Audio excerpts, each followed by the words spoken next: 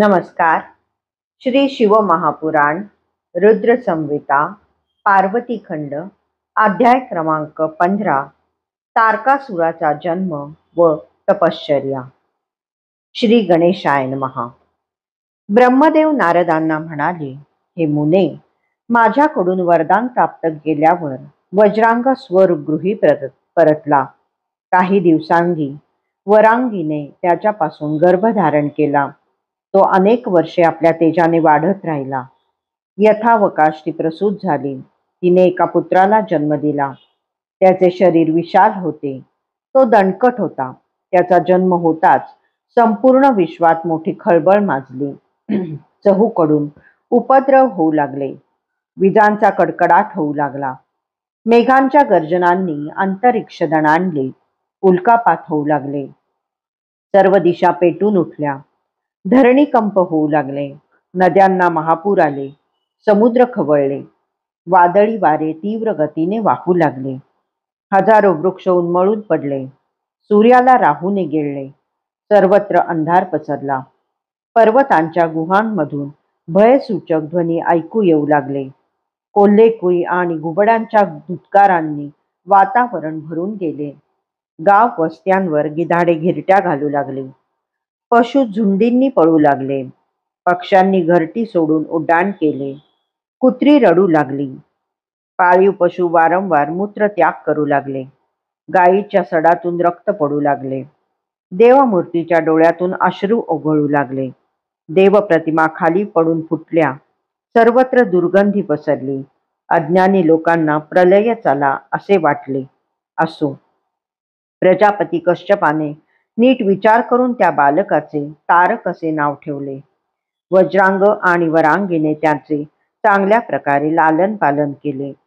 तारक वेगाने वाढत होता. तो पर्वतासारखा विशाल आणि विक्राळ दिसू लागला. मोठा झाल्यावर मातेची आज्ञा घेऊन तो तपश्चर्येसाठी मधुवनात गेला. तेथे मला प्रसन्न करण्यासाठी विधीपूर्वक तप करू लागला. सर्वप्रथम त्याने एका पायावर उभे राहून दोन्ही हात वर करून व सूर्याकडे दृष्टी लावून एकाग्र चित्ताने 100 वर्षे तप केले. नंतर पायाच्या एका अंगठ्यावर उभे राहून आणखी 100 वर्षे तप केले. मग तो 100 वर्षे पाणी पिऊनच राहिला. नंतरची 100 वर्षे वायुभक्षण करून तप करत राहिला. त्याने 100 वर्षे पाण्यात राहून तप केले. 100 वर्षे सपाट जमिनीवर बसून तप केले. 100 वर्षे अग्नीचा ताप सहन करून तप केले. 100 वर्षे खाली डोके वर पाय करून तप केले.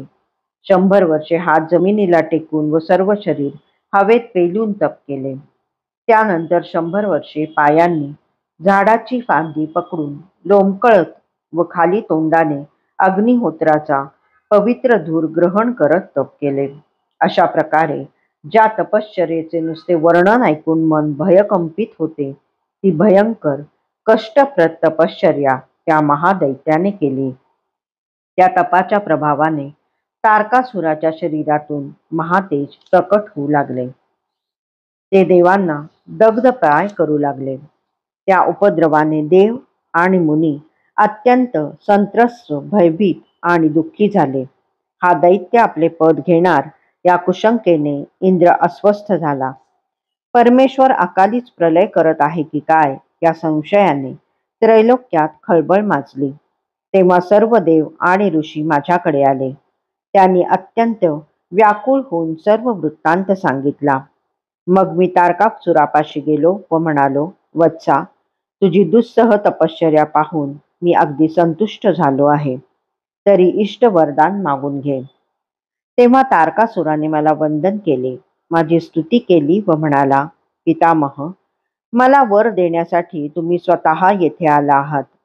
आता मला कोणतीही गोष्ट असाध्य नाही. तुम्ही माझ्यावर प्रसन्न असाल तर मला 2 वर द्या. पहिल्या वराने तुम्ही निर्माण केलेल्या या जगात मलाच सर्वाधिक बलवान करा आणि शिववीर्यापासून उत्पन्न झालेल्या पुत्राकडूनच माझा वध होईल असे दुसरे वरदान द्या. मी त्याला मनोवांछित वर देऊन स्वस्थानी परतलो. तपश्चर्येची फलप्राप्ती झाल्यावर तारकासूर प्रसन्न मनाने आपल्या शोणितपूर नामक नगरात परतला. दैत्य गुरु शुक्राचार्यांनी माझ्या आदेशानुसार त्रैलोक्याचा अधिपती म्हणून त्याला अभिषेक केला. तेव्हापासून तो त्रिखंडावर शासन करू लागला. त्याने इंद्रादिकांना त्यांच्याकडील सर्व प्रसिद्ध रत्ने त्याच्या स्वाधीन करण्यास सांगितली. त्याच्या भीतीपोटी इंद्राने ऐरावत, कुबेराने नवनिधी, वरुणाने शुभ्र घोडे, ऋषींनी कामधेनू, सूर्याने उच्चश्वा अश्व व अन्य देवांनी त्यांच्याकडील सर्व अमूल्य वस्तू त्याला अर्पण केल्या. त्यामुळे त्रैलोक्यातील समस्त श्रेष्ठ रत्ने त्याच्याकडे आली. त्या व्यतिरिक्त त्याने ज्या ज्या सर्वोत्तम वस्तू पाहिल्या त्या बलपूर्वक हरण केल्या. त्याच्या राज्यात सूर्य इतरांना दुःख होणार नाही एवढीच उष्णता प्रसारित करत असे.